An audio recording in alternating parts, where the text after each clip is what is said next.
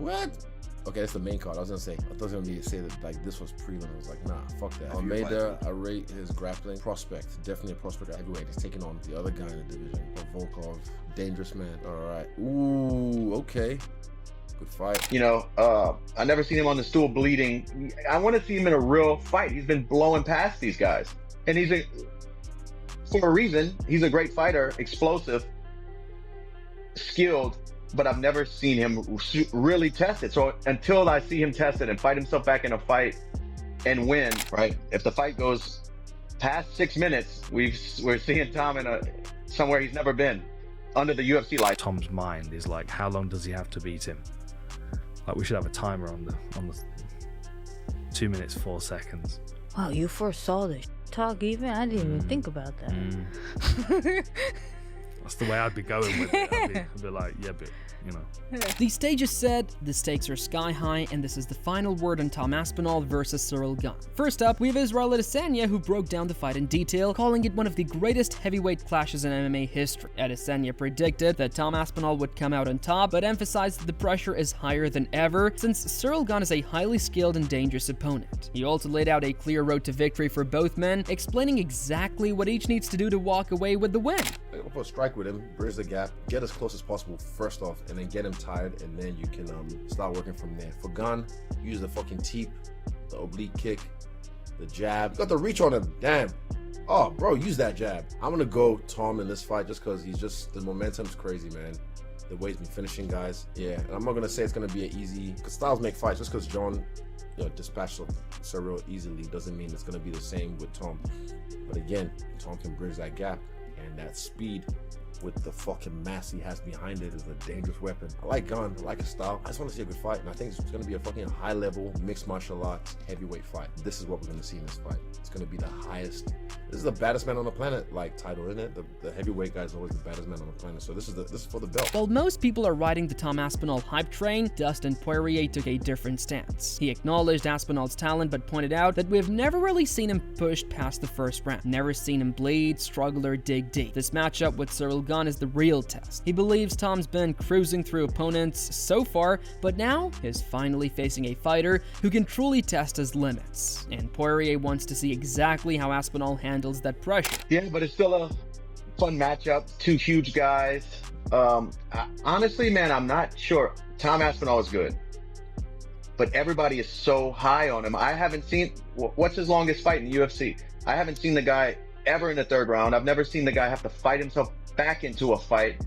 You know, I never seen him on the stool bleeding. I want to see him in a real fight. He's been blowing past these guys, and for a reason. He's a great fighter, explosive, skilled, but I've never seen him really test it. So until I see him test it and fight himself back in a fight and win, I can't be on the same train as everybody else, like, you know, waving that flag. Because people are talking like he's the next. Highlighting the unique challenge Ciryl Gane brings, Dustin Poirier stressed that Tom is finally facing a true heavyweight. Lean, powerful, technically gifted, and an elite kickboxer. In Poirier's eyes, this is the kind of opponent that separates the contenders from the greats. He added that if the fight goes beyond the first 5 minutes, we might finally see Tom Aspinall in unfamiliar territory, and that's where things could really get tough for him. Fun is we don't see that many heavyweights who can move the way Gane can. You know, laterally, he's a real heavyweight. He's not a big guy fighting at heavyweight. He's a legit heavyweight, lean, muscled up, great athlete, and knows how to kickbox. So that's another question we got to see. How does Tom perform under that with that in front of him, right? If the fight goes past 6 minutes, we're seeing Tom in somewhere he's never been, under the UFC light. Alexander Volkanovski, offering his take on the matchup, noted that while Ciryl Gane is a sharp and technical striker, he tends to rely on psychological tactics to draw opponents in, something Volkanovski doubts will affect Tom Aspinall. He explained that Aspinall's explosiveness sets him apart. Rather than playing mental games, he charges forward, overwhelms rivals, and dictates the pace. As Volkanovski put it, once Aspinall gets moving, he's nearly impossible to contain. Cutting them off, sort of just breaking the rhythm to set up other things afterwards, or, you know, just constantly playing them little games. Even though he can be such a superior striker than some of these guys, he still does it. Now, how does that work against Tom Aspinall. You doing this like sort of a half-committed shots and pitter-patter. Does Tom Aspinall just blast through him? He's one of the most explosive guys. Like, he's the fastest heavyweight I've ever seen. No one moves like him. He literally just blasts straight in, and I don't think anyone can stop it. You can maybe catch him coming in. If you don't, you're getting bulldozed. That's literally how it is. Tom Aspinall's that good. He's that explosive. And he's clever enough. Volkanovski also emphasized that Tom Aspinall isn't just about power, he's a highly skilled wrestler as well. He questioned whether Ciryl Gane has the tools to deal with that aspect of Tom's game. According to him, Aspinall doesn't charge recklessly. He reads his opponent, disrupts their rhythm, and then explodes with precision. That, Volkanovski said, poses a major threat to Gane, who'll constantly have to guard against the takedown. He even hinted that Aspinall might replicate what Jon Jones did, take Gane down, control him, and force a submission. He doesn't just straight away blitz in. He does try and give you a good, and then sort of catch you, break the rhythm of when he goes in that sort of footwork, and he doesn't sort of bounce around and then just goes, so you can sort of break that rhythm. Gane is good enough to maybe try and get a read on that, but is he too safe to just try and counter? And we know Tom Aspinall's a great wrestler. Does he just, when he blasts, could he be blasting the big double leg? Could he be blasting strikes? Gane's going to be worried about the takedown as well. So can he just look for a counter when he thinks he's just going to get bulldozed like he did with Jon Jones? Jon Jones grab a hold of him, get him down and submit him. Because Tom Aspinall could definitely do that. Does that freeze him enough to make it that little bit more safe? Michael Venom Page, also waiting on the fight, admitting he's a fan of Ciryl Gane but holds deep respect for Tom Aspinall. He described Tom as the future of the heavyweight division, a new generation fighter with the potential to dominate much like Jon Jones. Though Page praised Gane's agility, movement, and technical sharpness, he added that if Gane refines his approach even further, he has the tools to deliver a knockout this time. Tom Aspinall versus Ciryl Gane. I'm sorry, for me, I'm a fan of Ciryl Gane as well. I just feel like Tom Aspinall is the next generation of the same thing we saw the likes of Jon Jones doing in terms of the dominant fashion that he took over his division. I feel like the same thing's going to happen with Tom Aspinall. That style at heavyweight is unseen. Ciryl Gane has a little bit of a bounce to him as well. I just don't think he's got the same snap and power that Tom Aspinall has, as well as the ground game as well. Although you probably won't see it in this fight, I feel like he could get a knockout in this fight. MMA Guru, joined by Sean O'Malley, also offered their takes on the matchup. Guru called it a tough fight to predict, suggesting Ciryl Gane might try to slow the pace and make things scrappy, but ultimately, he sees Tom Aspinall taking control. He pointed to Tom's rare explosiveness, the kind that lets him flip a fight in seconds and overpower anyone in front of him. O'Malley agreed, confidently backing Aspinall to get the win. It's tricky. I think Cyryl's going to make it look a bit ugly, but then Tom will just like clip him with something that Tom's just got this different thing in him. He's very technical for a heavyweight, very fast, very good, but it's just like a natural suddenness to everything he lands on people to where they just topple over, man. Average fight time of like a minute and a half, I'm pretty sure. I think he's gonna go out there and starch him. I think he's got a lot of like, I want to show that I'm worth this, you know what I mean? Because there's that Jon Jones shadow that just kind of, I feel kind of took a little off of Tom, where he goes out there, he starches these guys, people are gonna be on. I think I know who's gonna win. Want me to tell you? Go for it. Michael, who do you think is going to win? Oh, Tom, dude. Yeah, we got Tom. He says Tom. Well, Sean O'Malley stayed confident that Tom Aspinall would handle business and possibly move beyond Alex Pereira next. MMA Guru offered a more measured view. He suggested the fight might start off a bit awkward as both fighters search for their time. Guru stressed that Ciryl Gane is no ordinary opponent, highlighting his fluid movement, slick footwork, and skill at attacking from multiple angles. I can see that. But I do think Tom's going to go out there and do what he needs to do, and then that just kind of, does Pereira move up? Does Jon Jones come back? The heavyweight division, it's not deep, but it's interesting at the top. Like we'll see where that goes. But yeah, I do think Tom's gonna get that one done. Yeah, I got Tom as well, but I think it's going to be like a weird looking fight that we might get into like the late first round or the early second round. Because Gane's moving. He moves. He does. Shifty. He is pretty shifty. Moves about, little flickiness, tappy. He's not like Curtis Blades, who's a bit of a plod plod. Curtis is Same good. with Sergey Spivak. They sort of plod in. Pavlovich kind of plods forward as well. I feel So like they're Tom's kind of gonna- ripe to be KO'd. Then came Dan Hardy's perspective, offering a more analytical take of the fight. Hardy argued that Tom Aspinall has the clear advantage in grappling and wrestling, predicting that Tom could potentially finish Ciryl Gane before the final bell. He also dismissed comparisons to the Jon Jones fight, insisting this matchup will play out differently. In Hardy's view, Aspinall is performing on a completely different level right now, bringing fresh energy and unmatched intensity to the heavyweight scene. The advantages that Ciryl has against most heavyweights, he doesn't have against Tom. And Tom's also got the punching power and the ground game to beat him.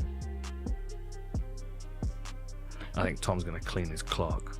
I think it's going to be one-sided. The only thing I will say about it, bless Ciryl, is I don't think it's going to be as one-sided as Ciryl versus Jon Jones. So what I'm expecting after this is, you didn't beat him as fast as Jon did. And I don't know whether that's playing on the back of... Hardy didn't stop there. He went a step further with a bold prediction. He claimed Tom Aspinall wouldn't just win, but would do it decisive, finishing Ciryl Gane in just 2 minutes and 4 seconds. Hardy even suggested that if the fight doesn't rage the second round, Tom could score a knockout within the first minute. Drawing a comparison to Islam Makhachev versus Dustin Poirier, he pointed out how composure and timing can completely shift a fight's outcome. Ultimately, Hardy leaned strongly toward Aspinall, confident that his explosiveness and precision would seal a quick, dominant victory. Tom's mind is like, how long does he have to beat him? Like, we should have a timer on the 2 minutes 4 seconds. Wow, you foresaw it. Even I didn't even think about that. That's the way I'd be going with it. I'd be like, yeah, but you know, took me less than a round. Like if Tom beats him in the second round, like Jon yeah, Jones kind of is- like the Habib versus Islam versus Poirier situation. Yeah, exactly. Yeah. It's like, okay, well, this guy improved too. Exactly that. Yeah, exactly There's that. nobody talk about that. But I also do think that Tom could beat Jon Jones's finish of Ciryl. I think Tom could knock him out in a minute. At the same time, Brandon Schwab highlighted that all the pressure rests squarely on Tom Aspinall's shoulders. He argued that this fight isn't just about winning, it's about how Tom wins. Schwab stressed that Aspinall needs to deliver a statement performance, one even more dominant than Jon Jones' triumph over Ciryl Gane. While he acknowledged Gane's flaws, he still called him a monster inside the cage. Schwab warned that if Tom only scraps by with a decision, it would be viewed as a major letdown, even a disaster, considering the massive expectations surrounding him. With Tom versus Ciryl Gane, there's so much pressure on Tom. And this is why. Because not only does Tom have to fight this monster, right? Ciryl Gane's monster, so athletic. Obviously has a lot of holes in his game, but on the feet, the dude can fucking strike. Not only do you have to beat the #1 contender, but you have to do it more impressively than Jon Jones did. That's the pressure Tom Aspinall's against. Winning, if you win by decision, it's disaster. While many analysts weighed in, one legendary voice stood out. Michael Bisping, the former UFC middleweight champion who once carried the banner of British MMA, views Tom Aspinall as the embodiment of how far UK MMA has progressed. Bisping has witnessed Tom's rise firsthand, from a promising newcomer to a composed, world-class champion. What impresses him most isn't just Tom's raw power, but his fluid movement, something rarely seen in heavyweights. Yeah, definitely. And I think, honestly, what you said when we were talking about that fight, like his striking would be kind of, underestimated in that fight. He had some moments. He landed some good shots on Charles, but it just seemed like Charles was on a warpath that night and was going to be really tough to beat. He definitely did. And I would have loved to see Gamrot stand up more and avoid, I didn't think Charles was going to be able to get him down. And if he did get him down, I didn't think he was going to be able to hold Gamrot down. Gamrot's such a good scrambler, but dude, he took him down and sealed the deal. And Gamrot's my guy, and I know how good he is. That just doubles down on how good I know Charles is. Yeah, he was looking incredible. It seems like that's setting up now probably the next BMF title fight that the UFC is going to do. Like, he called... Bisping drew parallels between Aspinall's agility and Muhammad Ali's rhythm, not in showmanship but in footwork, balance, and the effortless way he moves for a man his size. To Bisping, that blend of speed, size, and technique sets Tom apart from every other heavyweight on the roster. He believes that if Aspinall stays on this trajectory, he has the potential to become one of the greatest heavyweights ever. Still, true to his analytical nature, Bisping Bisping also broke down exactly how the champion should approach this fight. Is that cut from that cloth, and I'm tuning in if it happens. Yeah, I think it would actually break the record set by you versus Max the last time of like the most UFC wins in a single fight. Oh, Charles is at 24, Max is at I think 23. So that's like two of the winningest fighters of all time. It's perfect ingredient. What does your gut say? I know long time to go. Like we actually have to have it announced. We'd see how that would be. But like first thoughts, who would you lean towards in that fight? dude, I really like both guys, but I gotta go Max. You I gotta just go think, Max. what, the output and the takedown defense, or Yeah, the output, his willingness to stand there and throw shots. Bisping explained that Aspinall has all the tools to trade strikes with Gane, but the smarter approach might be to lean on his wrestling. Similar to what Jon Jones did, taking Gane down could shut off his movement and drag him into uncomfortable territory. While Gane's striking is world-class, his ground defense has shown cracks before. For Bisping, the real difference lies in adaptability. He believes Tom has the fight IQ to read situations in real time, adjust his game, and dominate wherever the fight goes. That, he said, is what separates champions from contenders. His benefits or his gifts as a heavyweight fighter is that he doesn't move like a heavyweight. Out of all of the heavyweight fighters on there, on the roster, in the rankings, Ciryl Gane is one guy that can match him for all of that athletic ability. In fact, if anything, I think Ciryl might even be more athletic. I think he might be lighter on the feet. He may even be a more skilled kickboxer. I think Tom's definitely he's got proven bigger power. Better hands, He's not everyone. He's got better wrestling. He's got better jiu-jitsu. And obviously a better track record. Adding to the growing list of voices, Curtis Blades also shared his perspective on the matchup. The heavyweight contender believes Tom Aspinall holds a clear advantage in the grappling department. Blades noted that if Tom can endure the early pressure and push the fight beyond the opening round, his wrestling and control on the mat could give him the upper hand, allowing him to take over and close the show. I believe that Aspinall does have the advantage though in that the grappling department. I believe that whenever he wants to, he'll be able to put Ciryl on his back, and he may not have to, but I believe he can if he does have to, and I believe that'll be the difference if it gets out of the first round. I'll go with Aspinall. Next up, John Wood, coach of Merab Dvalishvili, gave his take on the matchup. He recognized that both fighters are well-rounded, but ultimately sided with Tom Aspinall. Wood pointed out that while Ciryl Gane is undeniably skilled, he hasn't consistently shown the same level of athleticism that Tom brings. In his opinion, all the momentum and energy are currently behind Aspinall, and he's confident Tom has what it takes to finish the job. All the hype is on Aspinall. Ciryl Gane, obviously a great fighter. He's very talented. He's a very big guy. He moves great. So you're talking about two of the most athletic heavyweights out there right now. Gane just hasn't. The problem with him, I would say, at this point in time, is in the big event, the big show, his big moment. He hasn't showed up. He hasn't showed up in the spots and performed as well as he can. So is this the time that he will? I would say that I think Aspinall is probably the more well-rounded fighter in this fight, but they're both very, very, very, very talented guys. And at heavyweight, again, one punch changes the whole thing. But my gut tells me, obviously, I'm going with Aspinall on this one. I would have to say that I think that he's just, he's hungry, he's young, he's ready to go. And I think he gets it done. UFC light heavyweight Johnny Walker also chimed in with his prediction, confidently backing Tom Aspinall. While he gave Ciryl Gane credit as a strong and skilled opponent, Walker admitted he doesn't view him as being on Tom's level. In his eyes, Aspinall is the more complete and dynamic fighter with superior all-around abilities. He even predicted an early finish, pointing out that Tom never tends to linger in the octagon and expects him to make quick work of Gane once again. Yeah, I believe Tom Aspinall. He had to fight, bro. He was waiting for John for so long, and that would be a really good run back for him. And I believe he's gonna fight. He's as well one of a kind, He's big, have speed, Tom Aspinall, and of course, Gane have speed as well and big. But I believe Aspinall is more complete and a little bit better than him.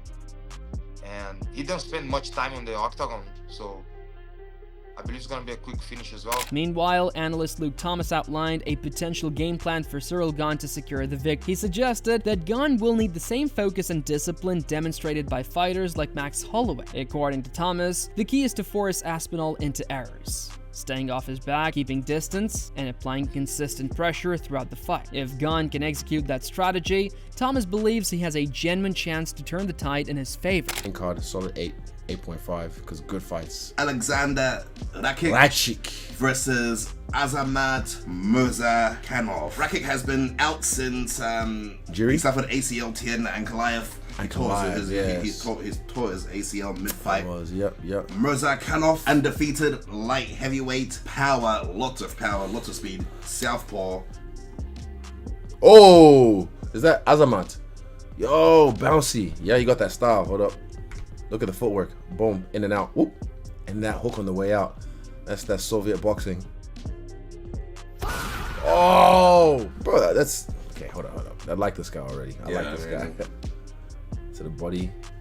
Oh wait, no, went to our head, and to goes to the... So, that's the final word from the legends in Tom Aspinall versus Ciryl Gane. Who do you think will dominate the octagon? Drop your predictions in the comments, and don't forget to subscribe to Boxism for all the latest fight breakdowns and predictions.